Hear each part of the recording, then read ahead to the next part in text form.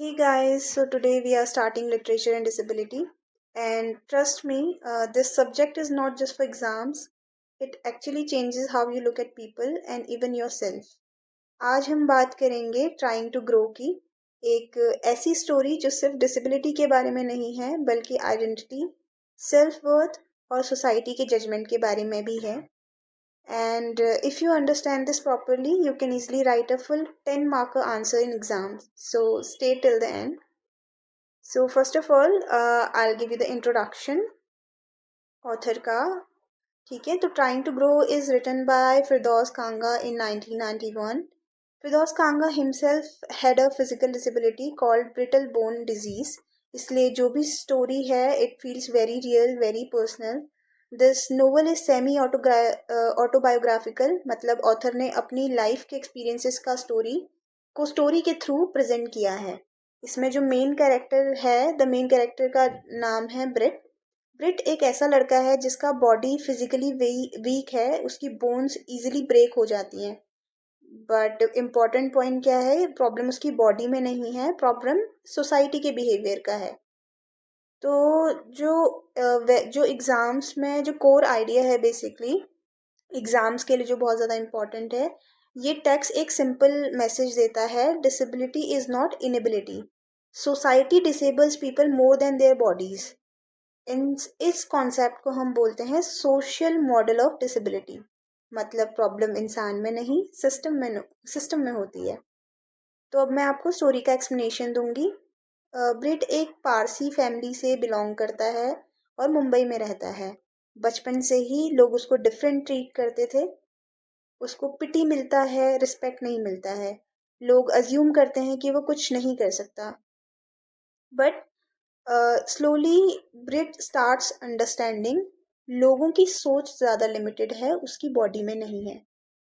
जब हम उसकी फैमिली और सोसाइटी की बात करते हैं तो ब्रिट की फैमिली का बिहेवियर भी मिक्स्ड है. कभी वो ओवर प्रोटेक्टिव हो जाते हैं, कभी वो एम्बेरस्ड फील करते हैं और कभी वो उसके साथ बिल्कुल नॉर्मल बिहेव करते हैं. ये दिखता है कि even family does not fully understand disability. Society क्या करती है? सोसाइटी स्टेयर करती है, जज करती है, सिंपथी देती है आपको. बट सिंपथी का मतलब रिस्पेक्ट नहीं होता है हर बार, राइट? इसमें आपको आइडेंटिटी और सेल्फ रियलाइजेशन मिलेगा. स्टोरी का जो मोस्ट पावरफुल पार्ट है ब्रिट का सेल्फ रियलाइजेशन है. ही स्टार्ट्स आस्किंग, मैं कौन हूँ, क्या मैं सिर्फ अपनी डिसेबिलिटी हूँ? और यहाँ से वो ग्रो करता है मेंटली और इमोशनली भी. इसलिए इसका जो टाइटल है वो ट्राइंग टू ग्रो है, not physically but as a person. अब यहाँ पे एक पॉइंट है सेक्सुअलिटी, जो इम्पॉर्टेंट है और एक बहुत डिफरेंट पॉइंट है. ये टेक्स्ट एक और बोल्ड टॉपिक कवर करता है, सेक्सुअलिटी एंड डिसेबिलिटी का. सोसाइटी अज्यूम करती है डिसेबल्ड लोगों की कोई डिज़ायर नहीं होती. बट ब्रिट प्रूव करता है he is human, he feels attractions, emotions और उसको लव भी फील हो सकता है. तो एग्ज़ाम का जो बहुत इम्पॉर्टेंट पॉइंट है, डिसेबिलिटी को आई एम सॉरी डिसएबिलिटी को डिसेक्सुअलाइज करना एक फॉर्म ऑफ डिस्क्रिमिनेशन है, राइट? आपका जो नेक्स्ट पॉइंट होगा, एक और इंटरेस्टिंग चीज़ है इसमें, स्टोरी डिप्रेसिंग बिल्कुल भी नहीं है. ब्रिट ह्यूमर यूज़ करता है, ब्रिट सरकाज़म यूज़ करता है टू डील विथ लाइफ.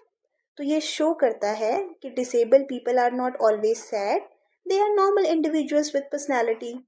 अगला पॉइंट है जो इम्पोर्टेंट थीम्स है, जो आपको एग्जैक्टली एग्जाम्स में हेल्प करेगा. तो एग्जाम्स के लिए याद रखो these key themes: disability versus society, identity and selfhood, body versus mind, social judgement, sexuality and disability. Six होगा आपका फैमिली डायनेमिक्स. अगर 10 मार्कर आता है, इनमें से 3-4 पॉइंट्स लिख लो और 2 एग्जाम्पल्स लिख लो, इक्वल टू फुल मार्क्स आ जाएंगे आपके. तो बेसिकली हमें अब आंसर कैसे लिखना है, जो कि बहुत इंपॉर्टेंट है. अगर क्वेश्चन आए discuss disability in trying to grow, तो आपको कैसे लिखना है? आपको फर्स्ट ऑफ ऑल इंट्रोडक्शन लिखना है, 2-3 लाइन्स अबाउट टेक्स्ट बेसिकली, और आपको थोड़ा बहुत ऑथर के बारे में लिखना है. उसके बाद आपको ब्रिट की कंडीशन के बारे में एक्सप्लेन करना है. थर्ड, आप सोसाइटी के बिहेवियर के बारे में लिख सकते हैं। फोर्थ, आप add social model of disability. ठीक है, एक दो एग्जाम्पल्स आप ऐड कर दीजिए और एट द एंड आपको कंक्लूजन यानी कि मैसेज देना है, सिंपल, स्ट्रक्चर्ड और स्कोरिंग। ठीक है, उसके साथ साथ आपका जो रिवीजन होगा, बेसिकली आप रिकैप कर लीजिएगा कि ब्रिट जो है वो मेन कैरेक्टर है। ठीक है, उसका फिजिकल डिसेबिलिटी तो है बट उसका माइंड बहुत स्ट्रांग है। सोसाइटी जो है वो रियल प्रॉब्लम है। आइडेंटिटी एंड सेल्फ ग्रोथ जो स्टोरी है उसका मेन फोकस है। ठीक है, बस अगर ये याद है तो फिर आपका पेपर सॉर्टेड है। So guys, this was trying to grow, एक ऐसी स्टोरी जो हमें सिखाती है कि लिमिटेशंस बॉडी में नहीं माइंडसेट में होती हैं। अगर आपको ये समझ आ गया है तो आप सिर्फ एग्ज़ाम में नहीं लाइफ में भी क्लियर कर लोगे।